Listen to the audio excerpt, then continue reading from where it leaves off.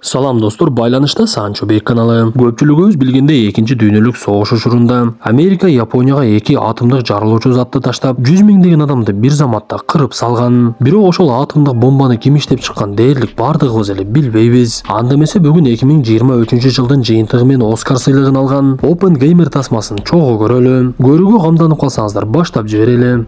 Как ты смеешь мне изменить, а потом заставить себя жалеть из-за последствий твоего греха? Тарых тастыктап тургандай бир кезде өтө күчтүү деп эсептелген Когон хандыгын Орус империясы келип 2 күндө жеңип алган. Бирок кичинекей эле чөлкөмдө жайгашкан Алай ханышасы баш болгон кыргыздарды 2 жылдап ала албай, акырында элдешүү келишимин түзүүгө мажбур болушат. Айтайын дегеним, бир кезде башчыларыбыз баатыр болуп, Совет доору кулагандан кийин башчыларыбыз жакшы чыкпай, элибиз мигрант болууга аргасыз болду. Бирок азыркы күндө заманыбыз оңолуп, өлкөбүз өнүгүү жолуна түшүп калды окшойт. Буйруса бир күн келип чет өлкөдө бир дагы кыргыз мигранты калбай, баардыгы өз өлкөсүндө бактылуу өмүр сүрөт деген ниеттебиз. Бирок ошол убакыт келгичеңде Москва жергесинде эмгектенип жүргөн бир туугандарыбызга маалымат бергет эле. Сиздин жумушуңузга кандай документ талап кылынбасын, баардыгын бүтүрүп бере турган тууганыбыз бар. Ал өзүбүздүн эле жердештерибиздин бири Иса мырза. Андыктан байланыш сандарын жазууга киришип калсаңыз төмөндөгүчө: +7 903 107 30 41.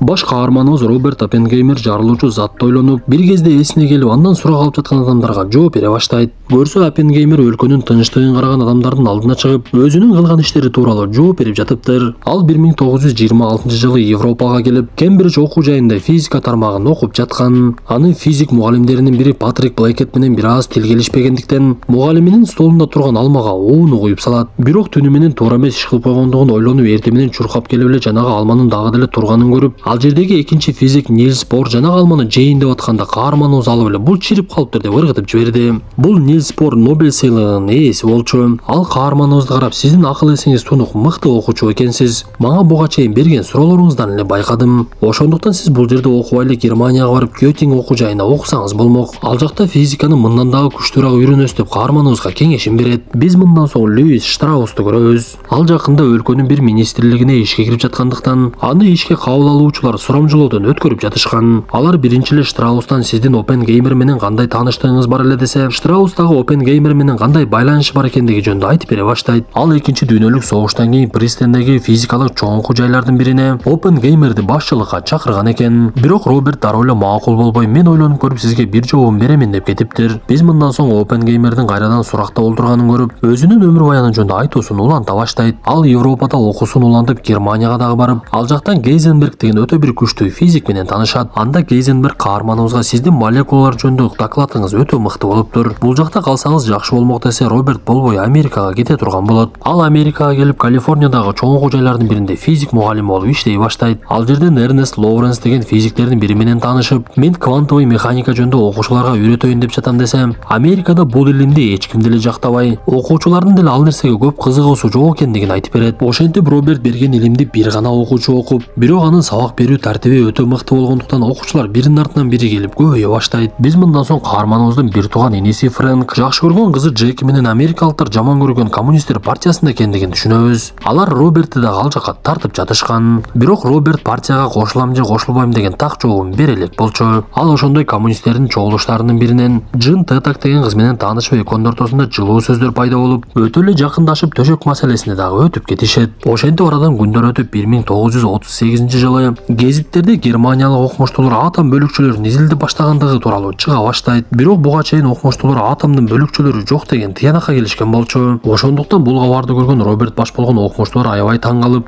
демек алардын максаты жарылуучу затты ойлоп табыш экендигин түшүнүп калат. Ошондон эле бир жыл өтпөй Германия дүйнөлүк экинчи согушту баштап жиберет. Бул убакта Роберт сүйгөн кызы Джин менен олтуруп, ага өзүнүн никедеги аялы бар экендигин айтып берет. Көрсө каарманыбыздын Кэтрин деген аялы жана кичинекей Питер деген баласы бар экен. Ал Джинге бул нерсени башка бирөөдөн эмес, менин оозумдан ук деп айтып бериптир. Анан дагы биз бул Оппенгеймердин еврей экендигин түшүнөбүз. Күндөрдүн биринде анын кесиптеши Эрнест Лоуренс келип, "Сени Америкада атомдук жарылуучу затты даярдоочулардын катарына кошобуз. Сенин акылың бизге керек" десе, каарманыбыз кубанып бул тууралуу аялына барып айтса, аялы кичинекей баланы карап үйдө олтура берип депрессияга батып кетиптир. Ошондуктан ал баласын тааныштарынын бирине алып барып убактылуу карап туруусун суранат. Кто это в форме?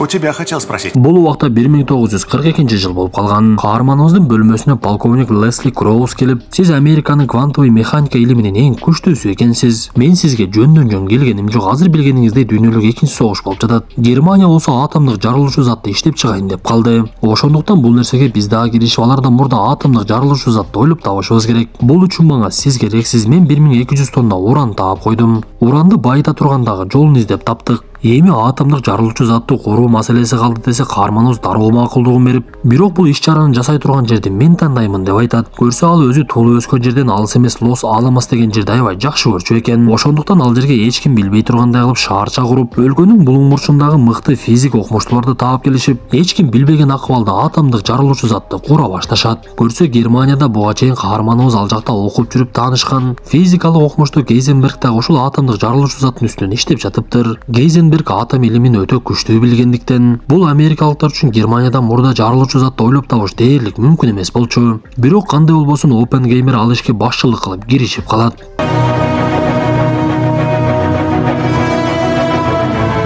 Бирок алар ишти баштай эле кээ бир тоскоолдуктар пайда боло баштайт. Арасындагы окумуштуулардын бири Эдвардтын айтымында, эгер бир эле атомдук жарылуучу зат жарыла турган болсо, ал атмосферага кошулуп, бүткүл дүйнөнү жок кылып салышы мүмкүнчүлүгү бар экен. Бул тууралуу уккан Роберт ал жердеги окумуштууларга силер башынан эсептеп чыккыла. Мен болсо Эйнштейнге жолугуп келейин деп пристанга кетет. Бул убакта Альберт Эйнштейн ошол аймакта жашачу. Ал Эйнштейнге жолугуп bizde ушундай маселе пайда болуп калды десе, Альберт ага жооп берип, эми бул маселени өзүңөр баштадыңар, анан дагы силер өтө бир күчтүү окумуштуулар чогулупсуңар. Дагы эсептеп бир чечимге келесиңер. Мен силерге ишенем деп эле так жообун бербей кетирип жиберет. Айткандай эле ал жердеги окумуштуулар дагы бир жолу эсептеп чыкса, атомдук жарылуучу затту башкарганга мүмкүнчүлүк бар экен. Ал буга чейин эсептеп чыккандай бүткүл дүйнөнү жок кылбай эле, анын көлөмүн азайтса болчудай болуп чыгат. Ошентип Оппенгеймер өзү максат кылгандай Лос Аламоска кичинекей шаарча куруп, аялы Кетти менен баласын дагы ал жерге көчүрүп алып келет. Американын чалгындоо иштеринин маалыматына караганда, ал убакта Советтер Союзунун окумуштуулары да атомдук жарылуучу затты иштеп чыга башташыптыр. Эң кызыгы алар ойлоп тапкан нерсе дагы так эле каармандарыбыз иштеп чыккан нерсеге окшош экен. Көрсө Лос Аламостагы болуп жаткан нерсе эч кимге билинбей сыр болушу керек болгону менен, Оппенгеймер ал жердеги ар башка окумуштууларды чакырып келип, жасалып жаткан нерселер тууралуу ачык айкын эле дискуссия жүргүзө берчү. Сыягы ушундай окуялардын биринде маалыматтар сыртка чыгып кеткен окшойт. Бир кезде полковник Кроуз келип бардыгын урушуп эле кыйкырына баштаганда, окумуштуулардын бири бул нерсеге чыдай албай, сиз эмне бизди жаш баладай кылып урушуп жатасыз? Биз чоң эле кишибиз го, мындай нерсеге чыдай албайм деп иштен кетип калат. Оппенгеймер болсо полковникке кайрылып, сиз мага өтө бир чоң ишти дайындадыңыз. Бирок мага берилбей жаткан кээ бир сыр болгон маалыматтарды да беришиңиздер керек. Антпесеңиздер мен ишти кантип аягына чыгам десе, полковник макулдугун берет. Биз мындан соң кайрадан каарманыбыздын үстүнөн сурак болуп жаткан жерге өтүп, ал убакта полковник Кроуз генералга айланып, аны дагы күбө катары алып келип Оппенгеймер жөнүндө маалымат ала башташат. Решил сделать подарок до Рождества. Күндөрдүн биринде полковник Лос Аламоска биз тасманын башында көргөн окумуштуу Нилс Борду алып келет. Анткени Оппенгеймер ал окумуштуунун керек экендигин айткан болчу. Анда Нилс Оппенгеймер менен сүйлөшүп, менин силерге керегим деле жок болуп калыптыр. Силер өзүңөр деле максатыңарга жетейин деп калыпсыңар. Менин маалыматым боюнча Германиянын окумуштуулары силерден артта калды. Бирок Роберт, сен жакшылап ойлонуп иш кылып жатасыңбы? Бул жарылуучу зат душмандарды гана эмес, баардыгыбызды жок кылып жибериши мүмкүн да. Эми кандай болсо дагы чечим өзүңдөн деп жатса, Оппенгеймерге жардамчысы келип, сизге Лос-Анджелестен коңгуроо келди деп айтат. Көрсө Оппенгеймер буга чейин ойноштук кылып жүргөн Джин Тетак өлүп калган экен. Маалымат боюнча Джиндин өзүн өзү өлтүрдү деши, бирок чындыгында аны бирөө өлтүргөндөй эле көрүнүп калат. Анткени ал коммунисттердин партиясында болчу. Бул нерсеге Оппенгеймер чыдай албай кайгыга батып олтурса, аялы Кэтрин келип, сен көкмөй ойноштук кылып анан ошого капа болуп олтурасыңбы? Сени алдыда чоң нерселер күтүп турат. Мурдуңду тарткындагы өзүңө келгин деп аябай жини келет. Бирок арадан бир канча күн өтүп, каарманыбыз өзүнө келе албай, ал жердеги окумуштуулар дагы бири-бири менен тартышып, арасындагы Эдвард мен бул жерден кетем деген чечимин чыгарат. Көрсө ал атомдук эмес эле водороддук жарылуучу затты ойлоп табууну каалайт экен. Бирок Оппенгеймердин эсеби боюнча водороддук жарылуучу зат өтө катуу болуп, атомдук жарылуучу заттан да күчтүү болгондуктан ал нерсеге көңүл буруусу келген эмес. Ошондуктан Эдвард экөөбүздүн оюбуз бир жерден чыккыдай эмес деп кетип калат. Биз ушул жерде каарманыбыздын үстүнөн эмне үчүн сурак жүрүп жаткандыгын түшүнөбүз. Көрсө ал бир кезде коммунисттик партиялар менен мамилеси болгондуктан аны Советтер Союзуна кандайдыр бир маалыматтарды берип койду деп күмөндөп жатышыптыр. Бул убакта арадан жылдар өтүп, экинчи дүйнөлүк согуш аяктап, буга чейин жарылуучу затты Германиядан коргонобуз деп даярдаганга аракет кылып жатышса, эми болсо СССРдан коргонобуз деген шылтоон айта башташат. Кыскасы, кантсе жарылуучу затты ойлоп табуу ишин такыр токтотушпады. 2 года и $1 миллиард. Но не у всего есть цена. Еще как. Көрсө Германия 2-дүйнөлүк согушта жеңилгени менен аны менен союздаш болгон Япония дагы деле Америка менен согушуп жаткан. Ошондуктан Америка өлкөсүнүн максаты иштелип чыккан жарылуучу затты Японияга ыргытып, анын күчүн көрсөтүп бүткүл дүйнөнү коркутабыз деген ойдо болушкан. Арадан күндөр өтүп майда чүйдө жарылуучу заттарды сынашып, Оппенгеймер полковники менин иним Фрэнкти бул жака чакырышым керек. Ал бул аймакты өтө жакшы билет. Ошондуктан биринчи жарылуучу затты сыноодон өткөргөндө анын жардамы тиет деп полковникти көндүрүп эле инисин чакырып алат. Көрсө Фрэнк акыркы 2 жылдан бери коммунисттер партиясынан чыгып кеткен экен. Өлкөнүн коргоо министри полковник менен Робертке жарылуучу затты айткан убакта камдагыла деп катуу буйругун берет.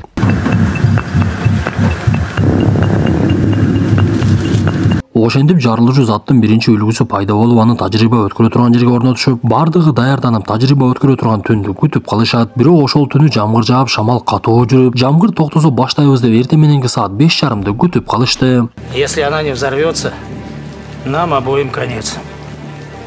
Ошентип акыркы мүнөттөр өтө катаал өтүп, таң атканда жамгыр дагы токтоп, адамдардын бардыгы жайларын таап жарылууну күтүп калышат. Бул иш-чаранын башталышына 3 жыл болуп, жалпы чыгым 2 миллиард доллардан ашып, анан дагы 4000 адам эмгектениптир. Эми ошонун жыйынтыгы кандай чыгат, эч ким так айта алган эмес. Бир кезде убакыт аркага саналып 0-го жеткенде, караңгы болуп турган айлана чөйрө жап-жарак боло түшөт.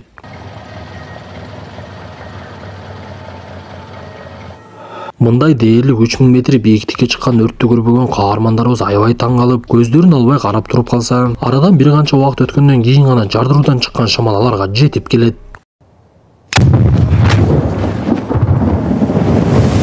Ошентип тажрыйба ийгиликтүү өтүп, бардыгы кубанышы Оппенгеймерди куттукташып, арадан көп өтпөй эле жаңы 2 жарылуучу затты даярдап жөнөтүшөт. Бул 2 жарылуучу затты америкалыктар Япониянын Хиросима жана Нагасаки шаарларына таштоого даярданып жатышкан. Бир күн эле сыналгыдан ошол мезгилдеги Американын өлкө башчысы Турман: "Биз Японияга атомный жарылуучу затты таштадык. Анткени алар өздөрү биринчи бизге кол салып, Пёрл-Харборду жок кылышты эле. Эми өздөрүнө көрүшсүн, бирок согуш бүтө элек, дагы деле уланта беребиз" деп айтат. Мындан соң каарманыбызга полковник Лесли Кроуз коңгуроо кылып: "Сиз өз ишиңизди өтө мыкты аткардыңыз, мен сизди куттуктаймын. Ийгиликке жеттик" деп жакшы сөздөрүн айтат. Бирок эмнегедир Роберт күткөндөй ага бул нерсе такыр эле бактылуулук алып келбеди. Ал элдин алдында сүйлөп жатып, өзү иштеп чыккан жарылуучу заттан адамдардын кантип өлгөнүн элестетип, бардыгы анын ийгилигине кубанып куттуктап жатса, Оппенгеймердин көзүнө ар нерсе көрүнүп эле жүрөгү тынчсыздана баштайт.